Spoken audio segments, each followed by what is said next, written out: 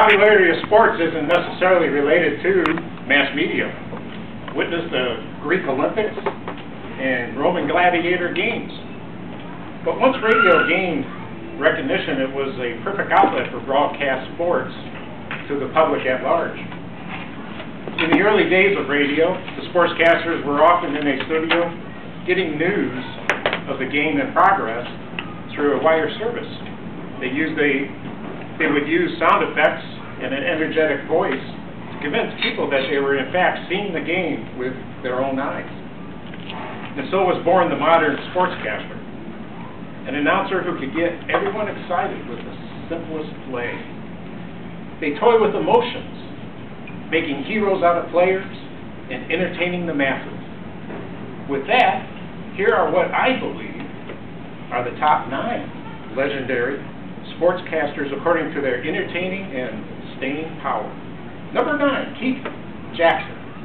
Whoa, Nelly! He keeps retiring and unretiring and then retiring again. But ABC's original Monday Night Football play-by-play guy still has a big voice that raises heartbeats during major college football matchups. He also worked a good number of Olympics telecasts for ABC and finally retired for good in 2006. At number 8 is Pat Summerall, excelled as a kicker for the New York Giants before teaming with Tom Brookshire and later John Madden as the resident A-list pro football announcer for both CBS and Fox. His minimalist approach worked well with talkative sidekicks, and he also covered the premier golf and tennis tournaments carried by CBS. At number 7, Brent Musburger. The former minor league umpire first came to prominence as CBS NFL Today studio show host alongside Herb Cross, Phyllis George, and Jimmy the Greek Snyder.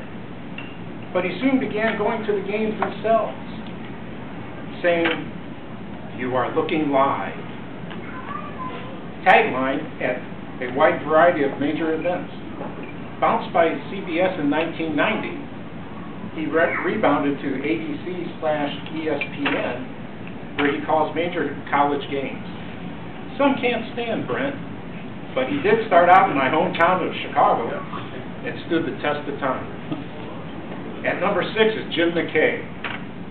The late great ABC broadcaster first branded himself as host of the network's Wide World of Sports series, where the thrill of victory and the agony of defeat became his lasting catchphrase. He also was a key player in coverage of 12 Olympics, most notably the tragic 1972 games in Munich, where 11 athletes were murdered by terrorists. They're all gone, McKay said somberly after 14 consecutive hours on the air.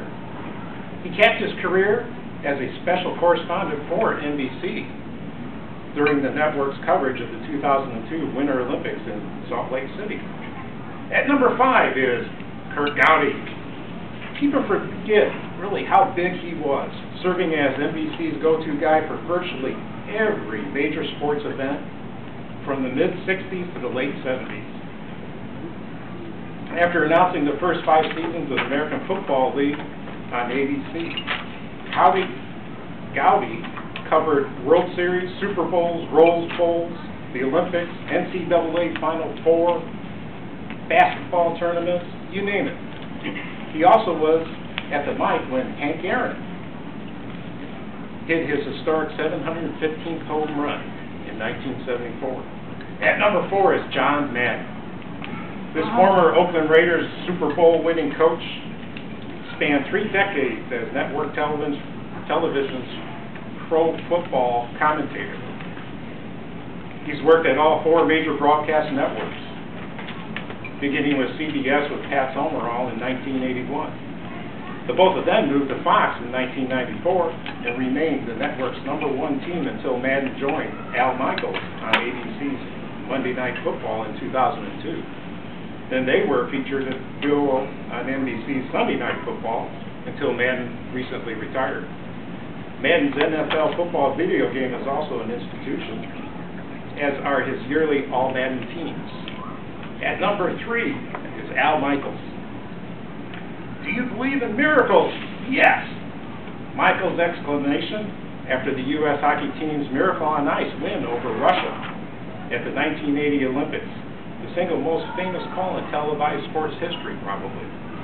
He joined ABC's Monday Night Football as its principal play-by-play announcer in 1986, and then stayed until the network kicked its longtime sports cash cow to ESPN in 2005. At number 2, believe it or not, is Howard Cosell. ABC's big ear, big mouth, never mind telling you he knew it all. Very entertaining, though. He really didn't know it all, but it has never been more fun to love or to hate. Cosell's subsequent stint as a charter member of ABC's Monday Night Football announcing team provided him with the perfect foil for Dandy Don Meredith. He could go all the way, Cosell would say. Cosell also authored several best-selling books. He became increasingly bitter and boorish in his later years, but as a zenith, there was really no one like him, and there really hasn't been anyone since. In at Freakazoidal number 1 is a gentleman called Harry Carey. He was a man on the move. Spent a lot of time with Harry Carey when I was growing up in the mid-70s watching baseball. He began his career at the age of 19, doing small-time local games. Then he became a national phenomenon broadcasting the St. Louis Cardinals baseball games from 1945 to 1969. Colorful, extravagant, and known for his tradition of singing "Take Me Out to the Ball Game" during the 7th inning stretch. He moved to Chicago in '71, became a legend, first announcing for the Chicago White Sox and then again for the Chicago Cubs 11 years later. He was funny, made the average Joe truly believe that baseball was a sport for the masses. His best taglines were, "Holy cow! It could be, it might be, it is a home run." Mr. Toastmaster.